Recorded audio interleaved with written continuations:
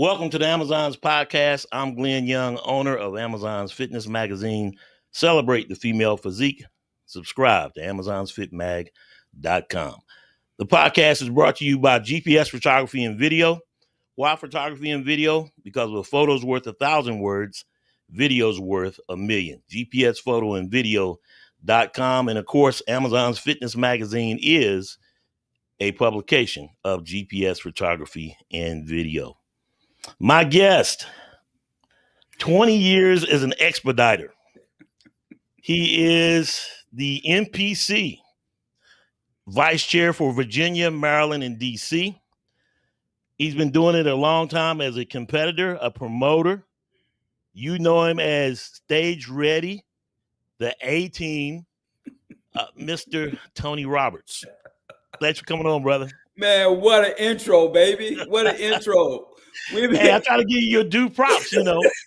I hung up. There's a lot to get in because, hey, you, as they say, you're the big man on campus. Hey, and you wear a lot of hats. Look, now, first of all, I just want to say thank you for, I know we've been trying to do this for a minute now. Yes. And the soup is hot, so let's get it. Like, you know, like my wife say, let's eat the soup while it's hot. So let's do it. We're just glad to nail this down and be on the show with you, man. I really appreciate it. Appreciate you. Full disclosure, I'm at a show about a year and a half ago, maybe a little bit longer, and I see you walking around on stage, and it clicked. I say, I know that guy, and it's crazy because I'm like, the more I looked at it, I'm like, dang, I know this guy, but you don't want to just run up on somebody and say, hey man, who are you and whatnot. Came all the way back home, and the stuff was like haunting me, so I reached out to Nikki Politi, screenshotted your photo from the show. I said, hey, who is that? And she said, Tony Roberts. And then it clicked. So how everybody else has these monikers of who you are, I know you as Sergeant Anthony Roberts. Yes. So I see a Personal Records Division, 203rd Personnel Service Company at the time. Then we became a battalion. But we were stationed together in Alaska. And it's crazy, man. That was over 30 years ago. That's but crazy. When you know somebody, you like, I know that guy. Yeah, exactly. That was a long time ago, but we had a lot of fun in the 203rd at Fort Fairbanks, Alaska. So it was freaking awesome. But you know, here we are today, 30 years later, if not more. You know, and it's crazy. And obviously, you went off and did your thing. So you were a drill sergeant. I was a drill sergeant, and I'm like, talk to me about. Let's touch base a little bit. The Army. We won't tell them all the Army stories, but you know, right. Yeah. But give me a basis of when you retired and where you went on from there. Oh man, so I moved to Alexandria, Virginia, in '97, right? And I knew that I was on my last few years of the military. You know, I was, besides being a drill sergeant, I was a master fitness trainer. I knew that I had to make that transition. To civilian sector. So my dog. Cool. Did you hear him? Yeah, already. So basically, I mean, I was a master fitness trainer, started training at Gold's Gym, and that's what led me into my bodybuilding career, so-called career. Okay. So I just enjoyed just working out, man, just being involved and just helping people. I was a trainer. I got burnt out with that. I went to a professional bodybuilder who used to train at the gym. His name was Don Long. I said, hey, Don, I want to get into bodybuilding. What I need to do? He took me to a freaking studio room, said, strip down, Tony, this is what you need to do. And the rest is history. Wow. The rest is history. And that was in 2000. That's great. 2000. So I'm driving up and down 95 in 99, trying to learn how to spell bodybuilding. I went to every freaking show I could because I want to be prepared to step on stage in 2000. And that's exactly what I did, man. And then, that just morphed into expediting, you know. Now, what did you compete as? What category? I was a bodybuilder. I was a bodybuilder. Now, understand. Okay. Bodybuilders looked a little bit different in 2000 versus how they look now. Okay. Most definitely. Yeah. A lot of people think I was men's physique. If they say you on stage, you was men's physique. I have nothing against men's physique competitors, but my physique was always a classic look. So I did bodybuilding, and I also did classic physique in 2018. So that was the last time I stepped on stage in some shorts. That's crazy. And then take me on. How did you end up being an expediter? Or you just stayed in the brand and kept moving, or? No, I was actually still competing. I mean, I competed from 2000 to 2012, took a 6-year break, came back in 2018. But in 2005, a guy who was running the Maryland State said, "Hey, Tony, I need someone to run my show." Mm-hmm. And I figured, hey, look, I've been around bodybuilding for 5 years. I think I know how things always been detail oriented. So Right. I pretty much knew the flow of the events, and that's how I started expediting, doing one show per year, man. The Okay. Maryland State when I first started. Yeah. So you rolled into it nice and slow and easy, and then from NPC to the biggest stage in the world, the Olympia. I mean, you've done it all. Well, I attribute that to Gary Udit and Rick Bayardi. You Mm-hmm. know, those guys are freaking awesome, man. They came down one year and just to observe what we were doing here in the DMV, and they asked me to come up to Pittsburgh to learn how to run some of the bigger events. And Gary, he's one of the best, if not the best promoter that we have in the Yeah. industry. And Master Nationals, North American, now the NPC. Now she runs all of that, right? The Yeah. Arnold Amateur. So he asked me to come up and so I could learn how to do the big shows. Mm-hmm. And that's what led me to the Olympia stage. That's crazy. When you take me through it as an expediter, now all the of course the athletes will come and check in on Friday. Yep. When your athletes check in, what are you guys doing? Are y'all in meetings? Take me through it up until prejudging and judging, how it all works. Well, behind the scenes, right? First of all, I'm going to connect with the promoters. Mm-hmm. I'm going to connect with the promoters. I'm going to say, hey, look, this is the team that we have coming in. This is what we're going to do for you. Because what happens is that the promoters turn the car, give us the keys and let us run it. Right. So first of all, the promoters trust us to run their events. So that's one thing that I'm very grateful for. But besides them giving us the key before that, we have to make sure that the team is taken care of. I have all my gear for check-ins and everything like that. Definitely need to know the NPC rules and the IFBB Pro League rules and things like that. I set up all check-in areas for the promoters. They don't have to bring in any gear. I do all that for them. I'm on site about 2 to 3 hours before we do our check-ins. Athletes come in, we get them out, less than 5 minutes. That's the goal, because we do not want to hold the athletes too long when we do check-ins. I mean, I know some organizations, some people, they have a different process, but the process I learned from Gary and Rick Bayardi. Right. So if you can run it with 1,500, you damn sure could run it for 100 athletes. You know what I'm saying? So we just keep that party going. And then we get through with check-ins on Friday night. Saturday morning, it's time to rock and roll. We either going to have a meeting or we're not going to have a meeting. Okay. If we have a meeting, I'll lay out everything that's going to happen on stage for the athletes. And my goal is to make sure that when the athletes step on stage, they're ready to rock and roll. I don't want them to worry about where they have to go, because that's where I'm there, or an expediter is there. The backstage crew, they're talking to them, making sure everybody's good to go. They're in the right class, and sometimes I'm looking at the athletes right before they go on stage and their eyes are this big. Oh, yeah. So I got to talk them off that ledge, because I don't want to calm that horse down.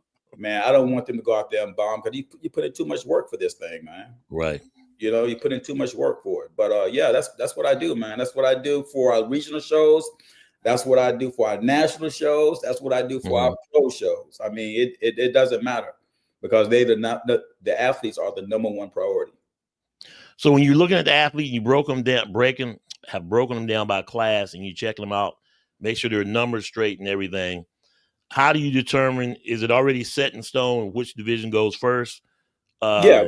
Coming on last is always going to be bikini last. It's in the women's division, but what are some of the things that you do in that regard? Well, normally that's done by the promoter. I mean, Gary takes care of the Mid-Atlantic zone. So he has different promoters all throughout the Mid-Atlantic zone. So we go through the order of events with the promoters. We don't, but the promoters go through the order of events with Gary, and then they set up the lineup. Who's going to be first? Who's going to be second? How are we going to run the show? Are we going to do men's in the morning, women in the afternoon, whatever the case may be? Because during the pandemic, that's how we were doing it, right? Yeah, yeah.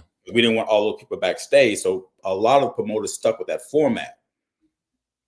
Men in the morning, flip the channel, do the finals, go into the women in the afternoon, prejudge the finals, and then they out of there. So yeah, the promoters have to talk with with Gary about that. To finalize that whole schedule thing.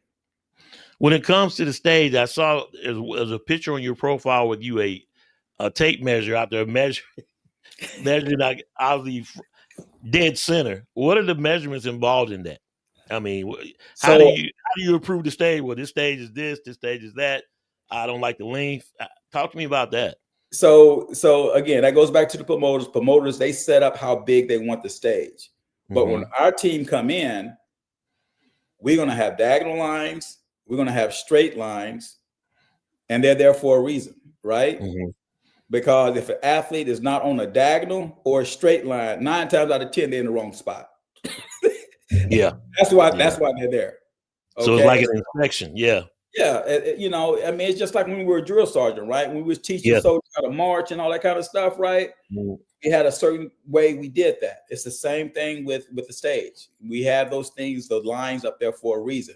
As far as measurements, I like to do now. Some expediters probably do a little bit different, but I always do a 2.5 foot box, right? Okay. The straight line is normally 9 feet, but it all depends on how big the stage is. Sometimes it's 12 feet. And I separate the lines by 3 feet.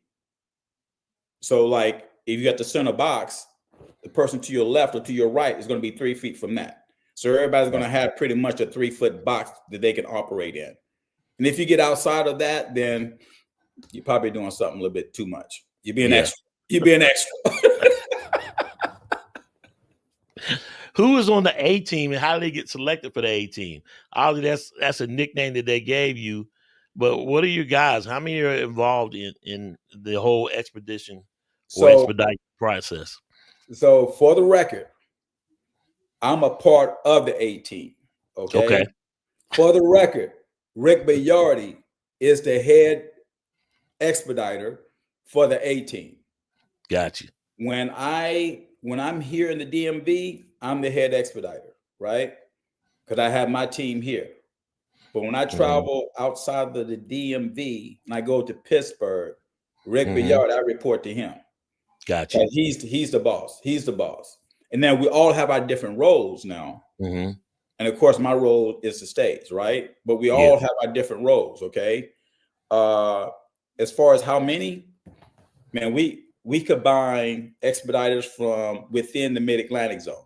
So like for the Master Nationals, we're going to have 12 expediters for the Master Nationals. For that show. Okay. Normally for our big shows, we're between 10, 12 expediters because we rather have more than not enough. Yeah. Those shows in Pittsburgh, man, they go from 4 days to a week. I mean, they're long shows. Yeah, I saw you at the Pittsburgh Pro, and I was like, look at him.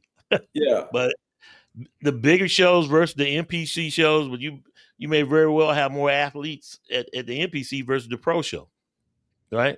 Yeah, it all depends. I mean, you're going to have a lot of amateurs because there's a lot more amateurs than there are pros, right? So if you have a pro-am, the goal is to have more amateurs. I mean, you want to have a lot of amateurs at a pro-am, but it varies. It varies. It all depends on the show. Like you go to Texas, Freddie, his shows, I mean, he has 300-400 amateurs. I mean, that's just how he does. That's how it's done in Texas. I mean, they love some bodybuilding in Texas. Everything's bigger in Texas, as they say. Yes, it is. Yes, it is. So it's good though, man. But it all depends on the promoter, how they do the things, though, man. How they promote their events and things like that. What they have on stage, digital walls, now, versus just regular veterans. I mean, a lot of the athletes, they decide on which show they're going to do based off of how big the stage is. You know what I'm saying? As Right. far as the production aspect of it, and of course on how the promoters run the actual event itself. All right. Because I So when remember back in the day, you, man, real quick, back in the day when I first started competing, we uh-huh. used to check in on Saturday morning. The show was supposed to start at 9 o'clock. We wouldn't start till 11, 12 o'clock. I mean, it was just crazy, but I digress because we've grown from that.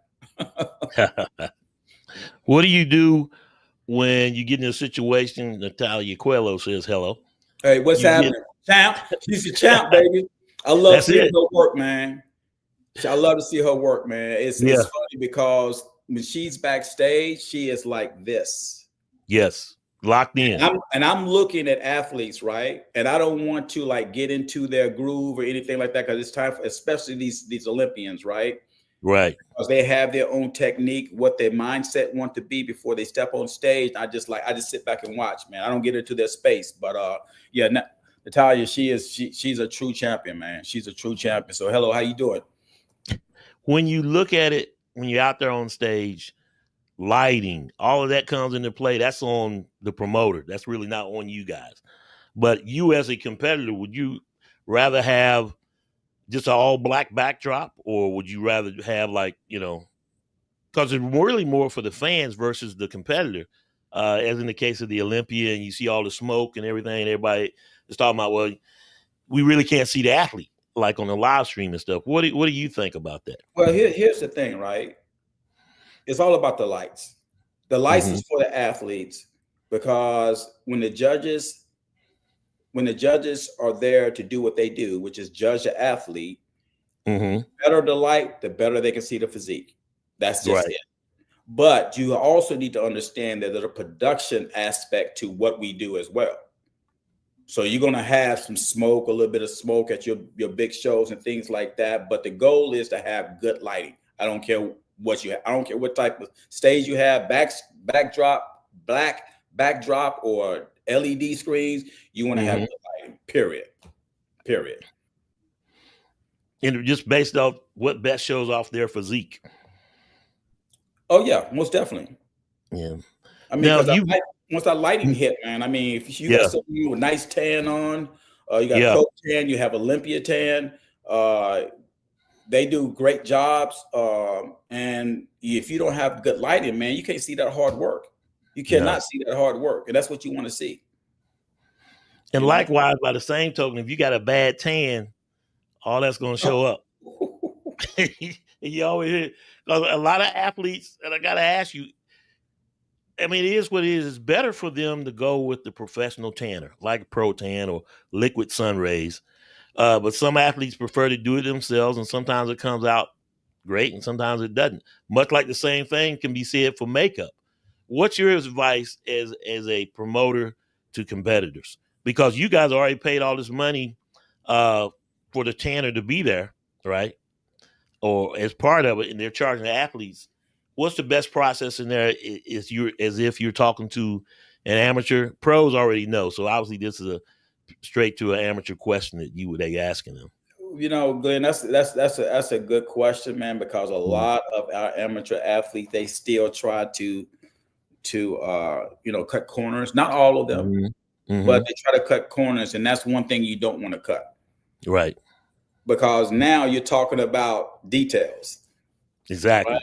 So when we have some good tanning companies, like I mentioned, Pro Tan, Olympia Tan, Liquid Sun, all those guys, man, they do great jobs. I mean, why not, if you have the resources, pay the professional people to do what they're supposed to do. So like when we hold our posing seminars, one of the questions that Gary always asks, he said, "Hey, look, how many of you guys can do makeup?" And no one, maybe two, maybe raise their hand. So Gary will say, "Well, maybe so that means that the rest of you guys can't do makeup, right? So don't try to do your freaking makeup. Don't try to do your makeup. Yeah, with tanning, Same thing with tanning. Just go ahead and just Yeah, pay it, man. You did all exactly. you did all that hard work. It's now it's detailed, baby. It's And detailed. you can't even present it. Yeah, you're right.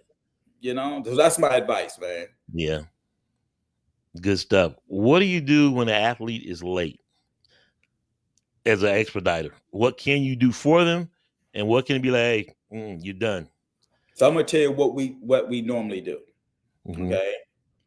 So let's say that an athlete, because we have certain checks and balances backstage. So I will use Pittsburgh as Right. an example, one of the big shows, North America, Okay. right? So Okay. we use the text message system, right? So the text message system will text you to let you know which class is on stage. Okay. Mm-hmm. So if you're in your room upstairs at the Sheraton and Yeah. you're hanging out and bikinis get ready to go on and we're finishing up, figure or whatever the case may be, then you need to be downstairs setting up real estate backstage, right? But if Mm-hmm. you show up late and your class has already went on stage, what we would normally do, what we have done, we will look and see if that athlete is crossing over to another class, and that's the class they would get in. Or Okay. if they're not crossing over to another class, we will allow them to come back at the finals and leave and at least be introduced. Right. But then Okay. on the judges scorecard, hey, That's it's a really scratch. too late. That's Yeah. a Yeah. scratch. I mean, this is Yeah. there's only so much we can do. There's only Right. so much we Right. can do. I mean, if you're not there, you're not there. Yeah. Now, if you have 40 athletes, bikini A athletes in a class, and you're number 41, but 40 shows up. Yeah. Yeah. So I mean, my thing is this though. If I'm competing or when I competed, after the meeting, I went backstage, I did not move. Right. I didn't move. I didn't walk around. I just stayed there and just waited my turn. Set up real estate, don't move. Less stress, man. Why stress Yeah. about that? And that leads into the same thing. We talked about the lighting, the tanning, and the makeup artist staying at the venue hotel. I mean, promoters do a great job of getting a competitor's rate. And then you take that chance on staying at that hotel is maybe 20 minutes, 30 minutes away. And that's just added stress is on your body too. So your thoughts on that? Is it is always best to stay at the venue hotel? Well, that's the reason why we have it, a one-stop Yeah. shop, right? But we also understand that everyone does not have the same resources. Right. Okay. So when you have challenges like that, you're gonna stay at a different hotel, which we totally understand. But here's my thing.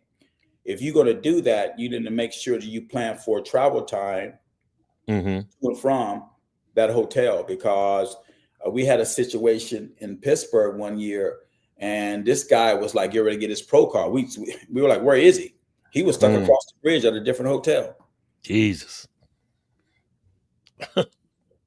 Missed his Did he pro make car. it? No, Oh, missed his pro car. wow. He eventually got it, I think 2 years later, but Wow. that was That's two tough. years. Yeah, exactly. And all it is, say what you want. That puts it in the minds of the judges. Maybe you don't really want this. Well, I Every mean, little subtle thing creates a separation. yeah, but that goes back to mindset of the athlete, preparation, uh, Mm-hmm. coaches making sure that their athletes are held accountable. They know Yeah. exactly what to do on game day because at that particular point, the work is done. It's up Right. to the Right. athlete to execute. You know what I'm saying? So if you're not there to execute, then it's nothing we can do for you. So I feel sorry. We hate to see our athletes miss a class. We Right. really and we put a lot of emphasis on that during our athletes meeting. If we have an athletes meeting, that's the first Mm-hmm. thing we say: don't miss your class. Right. Don't miss your class. Please don't miss your class. We And say it's, it out our athletes meeting because we hate to yeah. see it. Yeah. We really do. Oh, I know. And it's critical for them to be on time, and all that goes into the planning and the logistics of it. Meeting the deadline by registration. You got X amount of athletes, and it's like, okay, what's the best rate we can get at a hotel? How far apart? How many classes? So yeah, it's an amazing thing to see it from behind the scenes. and to actually watch it go on, because as fans they'll come in, buy the ticket and sit down, but it's so much that's already happened by the time you sit down in your seat for prejudging for that show. Oh yeah. I mean, we plan all year round, man. We just don't show up on Saturday and say let's put a show together. Yeah. We don't do that. Yeah.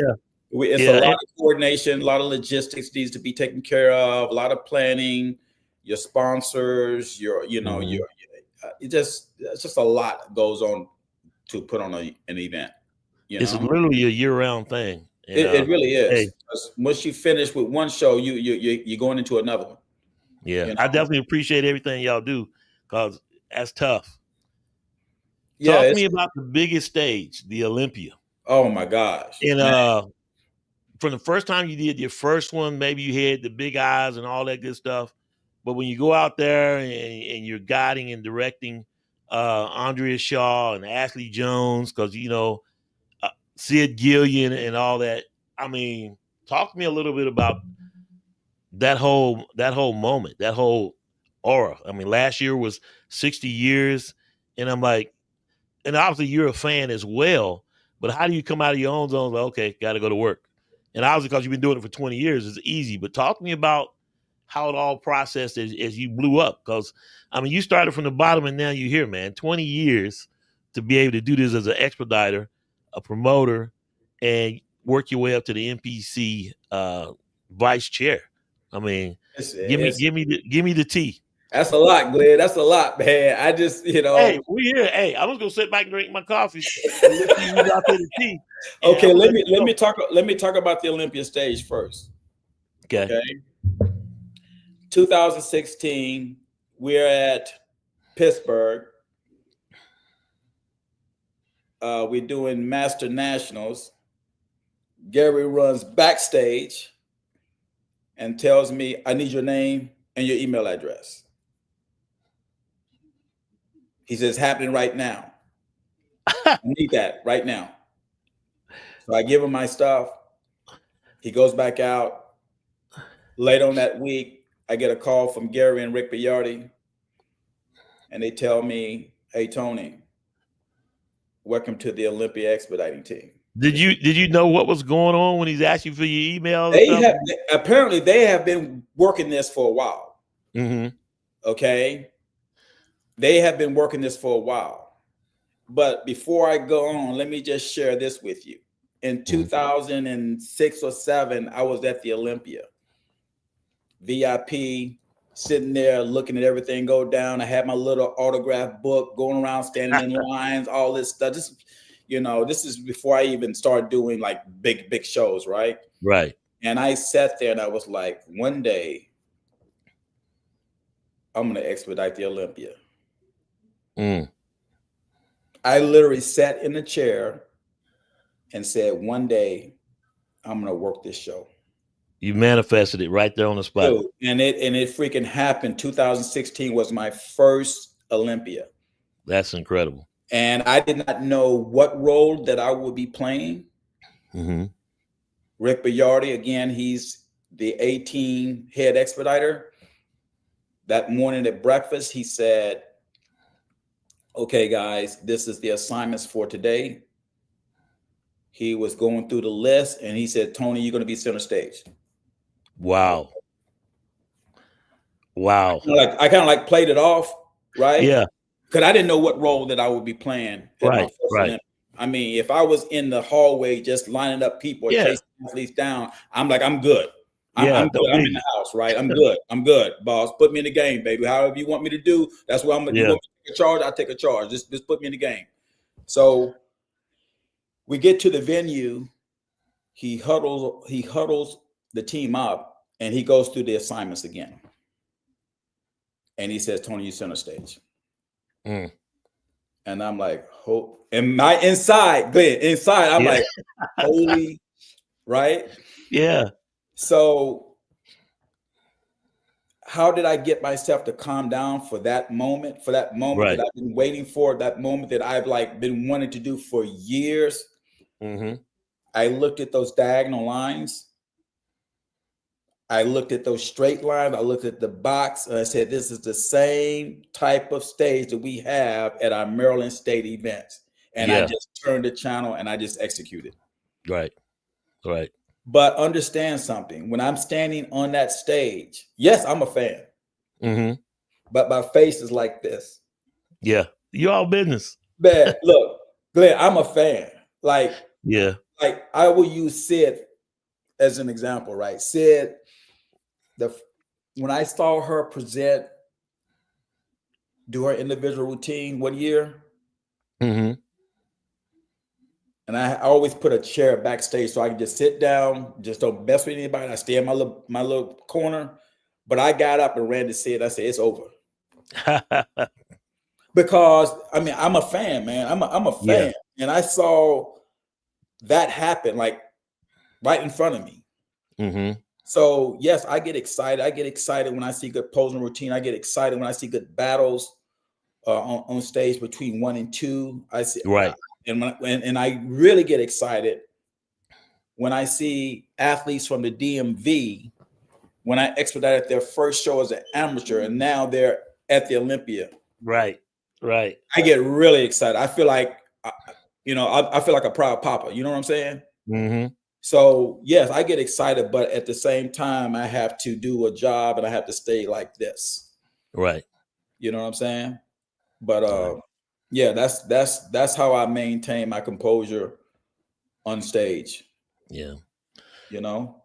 Going back and forth, how you communicating heavily with the judges as they're calling out the numbers and you're trying to move the bodies around.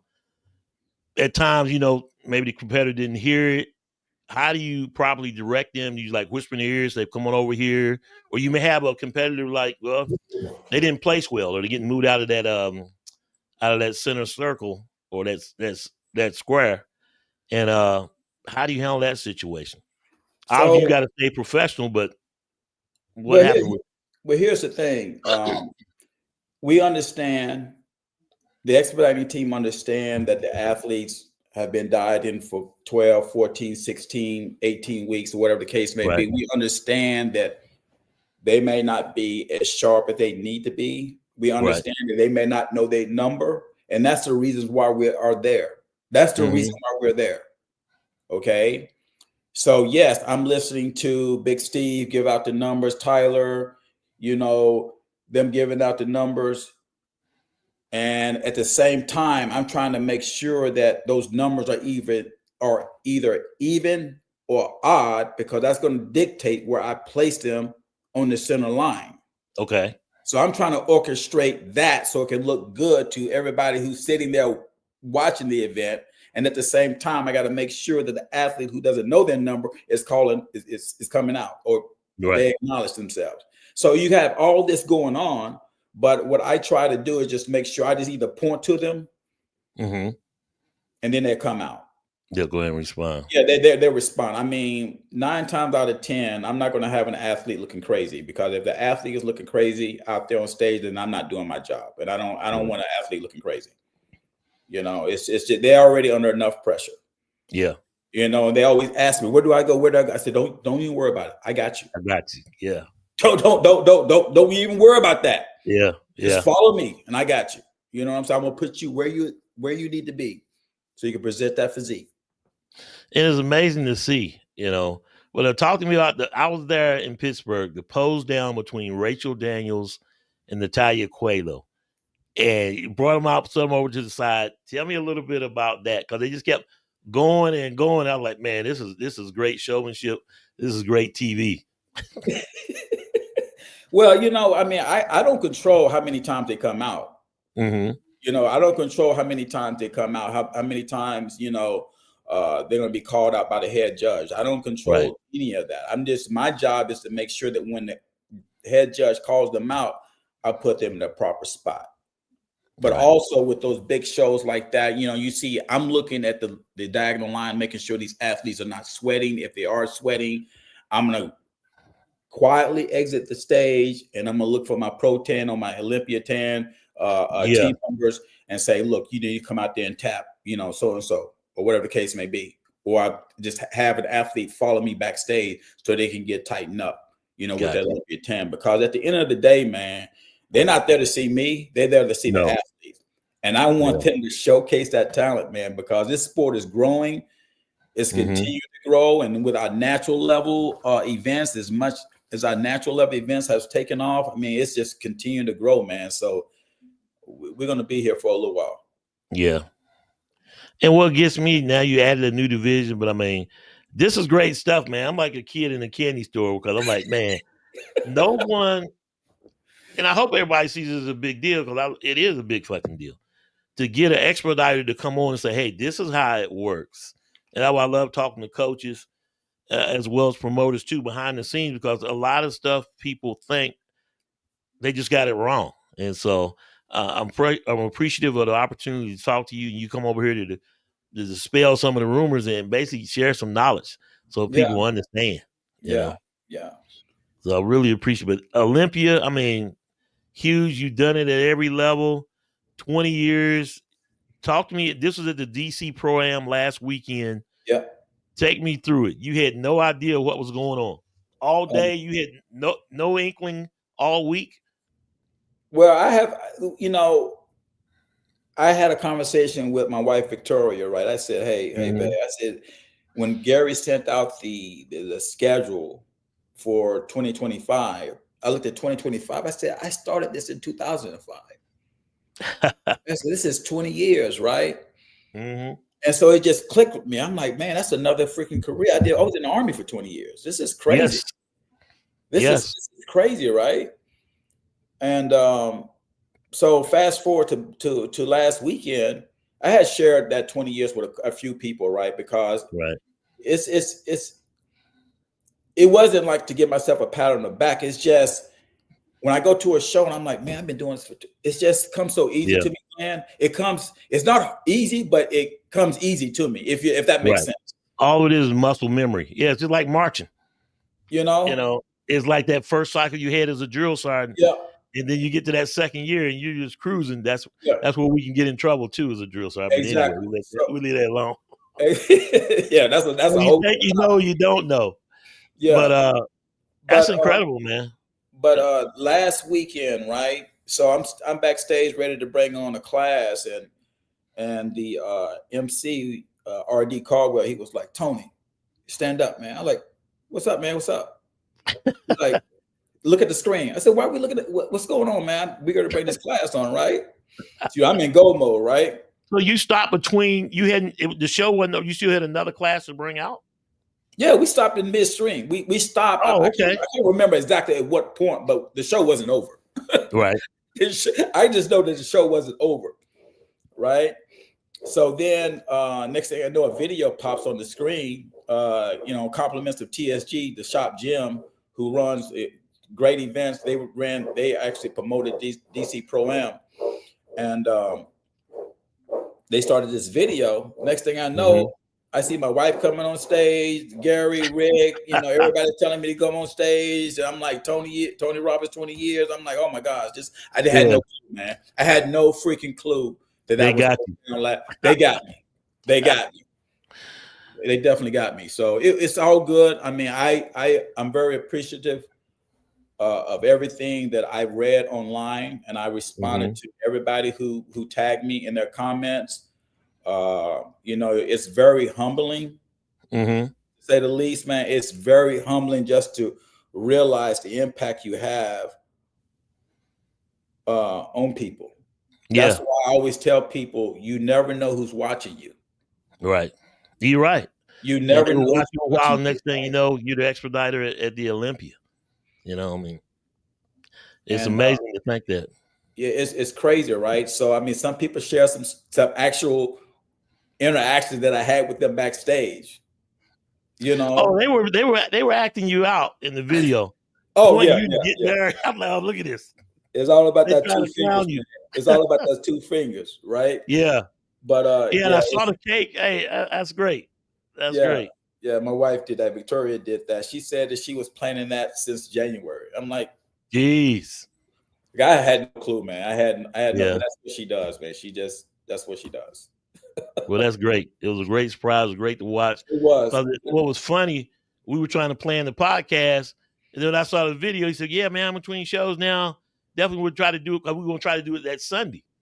And I looked. I said, "Oh, well, he obviously ain't gonna be doing it today." Right. But let me share this with you though, man. Let me share this with you, Glenn. So I'm an expediter, true enough, right?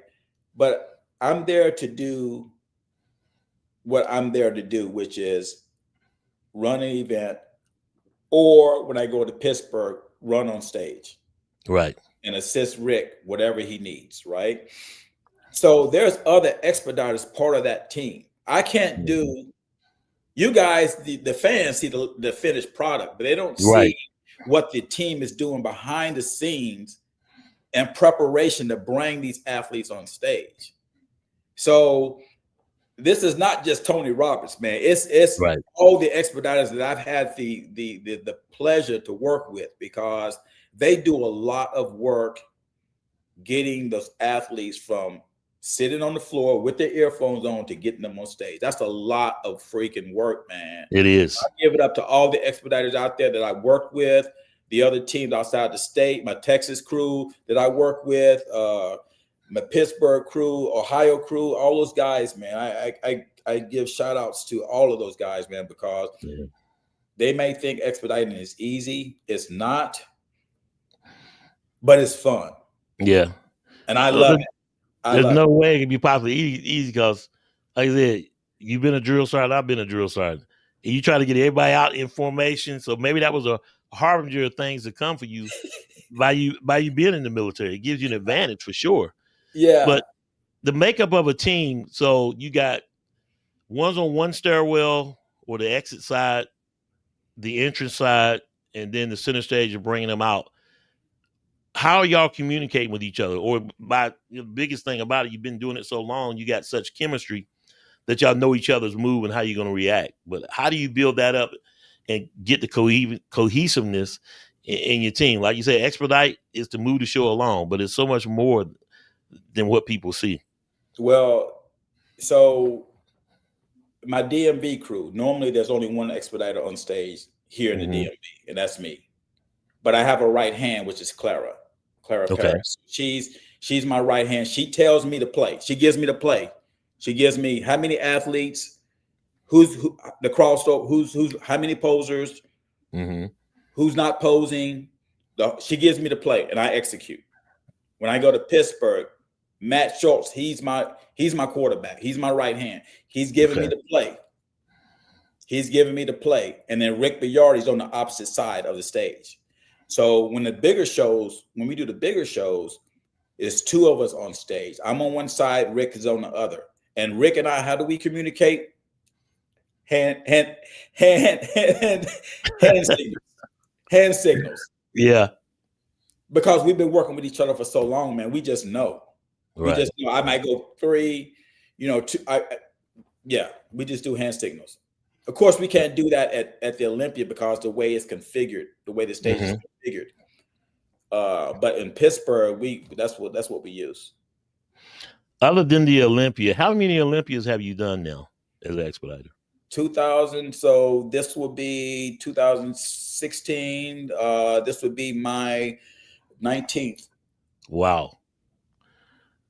I'm so sorry. So this would be my 9th Olympia, because 2026 would be my 10th Olympia, because I started in 2016.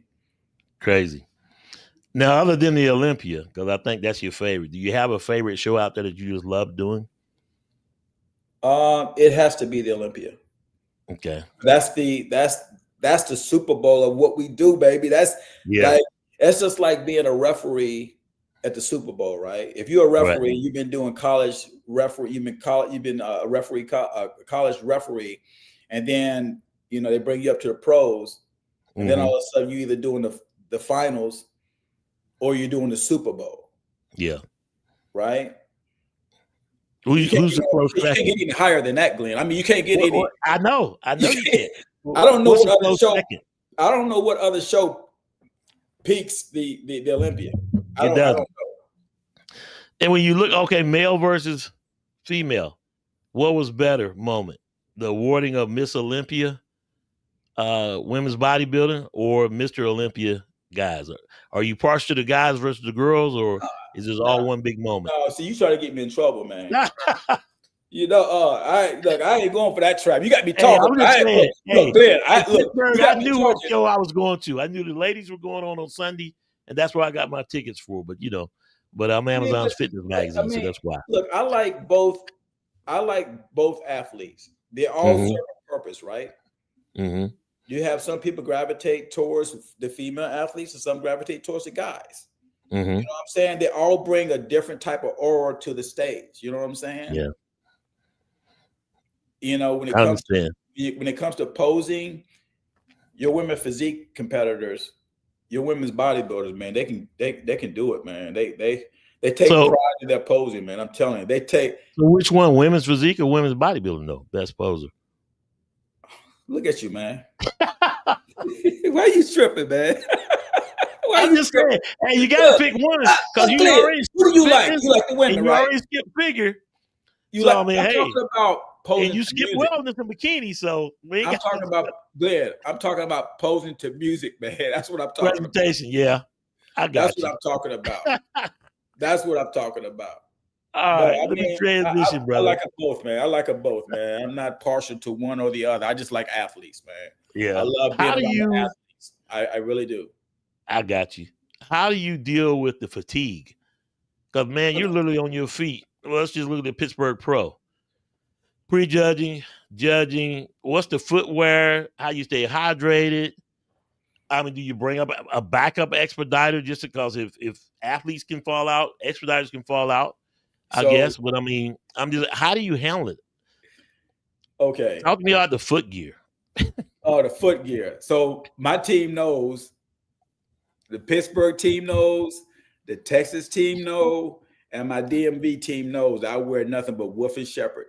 See, you got to get you an endorsement, man. You need you a shoe Wolf contract. and Shepherd. Look, dude, if I took you to my garage to show you my collection of Wolf and Shepherd shoes, I think I probably have like 20 pair. Jesus. Right?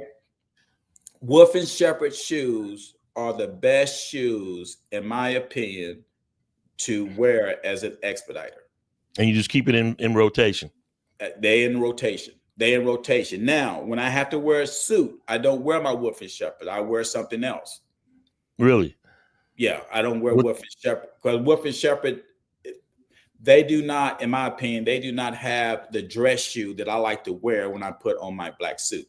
So I have to change channels. It's all about presentation. Yeah, it's all about presentation. But when it comes to prejudging, I'm wearing Wolf and Shepherd, man. I'm wearing Wolf and Shepherd until something else comes out. And now understand, I've been through several different pairs of brands of shoes. And over the years, yeah, are my go-to now. Got you. I just had someone text me last week, Tony, what was the shoe brand you talking about from Texas? Yeah. I send them the link. Well, it makes a difference, man. I mean, hey. It makes a huge difference. You can't be out there with blisters and junk, and the wrong shoe can mess you up. But also, you want to look sharp out there too, though, man. Yeah. You out there with the best looking athletes in the freaking world, right? Mm-hmm. You got to have your stuff together, man. But that's a personal thing with me anyway, because my mom taught me that. But that's yeah. Well, you're right, because if you don't look good, they don't want the attention on you. But there's just something out of place, they all you hone in on. Oh man, the expediter, look at him, he had his shoe untied or something like that. But no, we're not doing that. We're not doing. You got to get you a shoe contract, man, an endorsement or something. Hey man, if any Wolf and Shepherd, you got to reach out to them. Hey, there, man, look, I'm their guy. There you go. I have fruit on the tree. I can tell you about them. Yeah. So let's transition a little bit because I don't want to keep you on here so long. But I mean, 20 years in the military, 20 years expediting in the fitness industry, but you're also a realtor.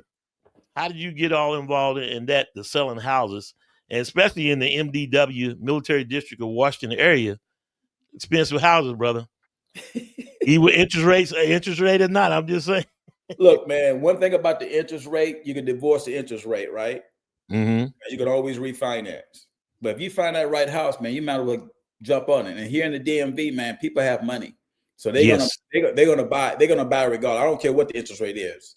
They're Right. gonna buy. They're gonna sell regardless. So I'm not even gonna talk about get into how high the interest rates are, anything like that. I mean, people have money here in the DMV. They're gonna buy.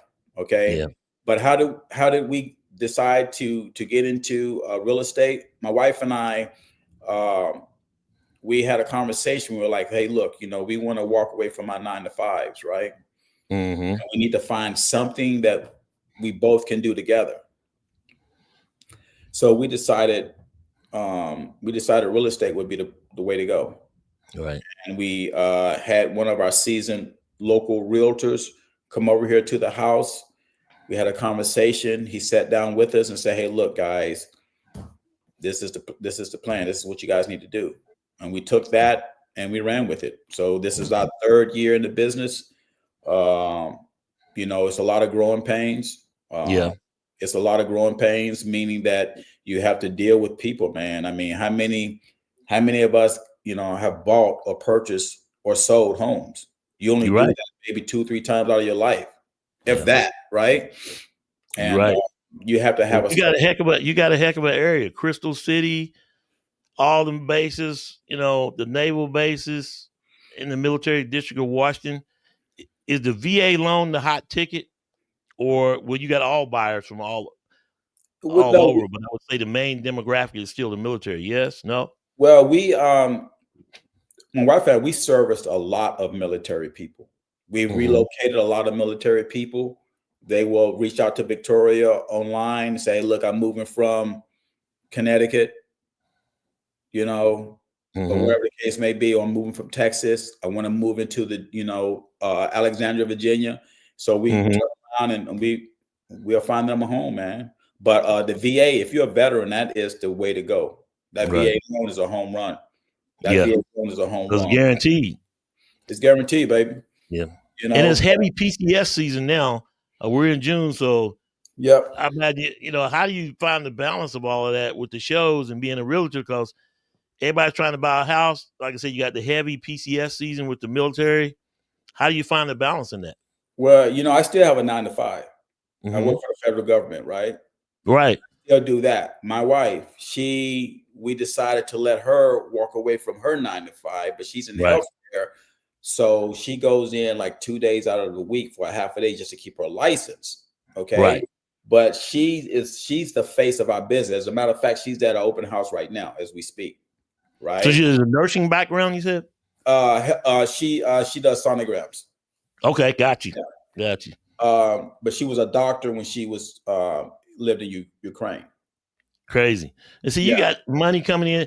I ain't No, trying to bro, count no. money, See, don't but do I'm that, just Glenn. saying. Glenn, don't do that, man. Don't do Hey, that. you got a lot of pots on the stove. That's how you make a big Look, deal. look. One thing about being a drill sergeant, man. Look, one thing about being a drill sergeant, what I learned. Look, we used to Yeah. be at 4 o'clock in the morning, and we didn't Yes. leave at 9 o'clock. After that tour of duty, I Yeah. know I can do more with my time. Ever since that tour of duty, I always had 2 jobs. There you go. There you go. I always had 2 jobs. So yes, I have my 9 to 5. I do bodybuilding events, and yes, Mhm. I'm a realtor as well. So Good stuff. it's good, man. I like to stay busy. Yeah. I like to stay Talk to me busy. about your role as the vice chair of the NPC. Is Well, that a thing where you're meeting with that once a month after the season? What does that entail? basically, I'm Gary's eyes and ears on the ground on site Mhm. because he can't be anywhere. And when it comes to our events within the DMV, if it's NPC, IFBB Pro League related, I'm there. And any coordinations that we need to do with schedules with the promoters, if Gary is not available, then I will step in. But I can tell you that our community here in the DMV, everybody works very, very well. We're very fortunate to have everybody on the same sheet of music. Everybody's on the right track. Everybody's doing exactly what they need to do. So my job is easy when it comes to being the vice chair. Now, if Gary is not here, then people will lean to me to make the final decision if so happen something may come up. But man, we all work as a team. I don't get up there and say, yes, I'm the vice. I don't need to do all that, man. Right. I don't that's not my personality. Yeah. But my thing is building the team. Yeah. And one of the things that Gary and Rick, when they called me and said they wanted me to be the vice for this area, one of the things Gary said, I want everybody to come back together. Yeah. And that was my charter. That's what I've been focusing on. That's why I'll continue to focus on. When people come in from outside of the DMV and they come to one of our events, I want them to see the whole team working together. I don't want them to see the promoters. I don't want them to just see the judges. I want them to see the whole team and how well we communicate, how well we work together. Because at the end of the day, man, we can't do this by ourselves. Yeah. People can pick up on the vibe. Yeah, it takes a lot of us to put on a bodybuilding event. There's no way I could freaking run a bodybuilding event by myself. It was amazing to see, man. I'm so glad you came on. Go back to Gary and tell him I need him to bring that show back to Charleston, West Virginia. Because me being in West Virginia, I need to bring that one. And I need to bring one here to Fort Bragg while you playing in Fayetteville. No, while you speaking of Fort Bragg, let me just put a plug in for the NPC September 13th American Heroes.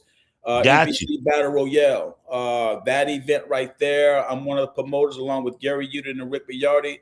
That event is going to take place on Saturday, September 13th in Laurel High School.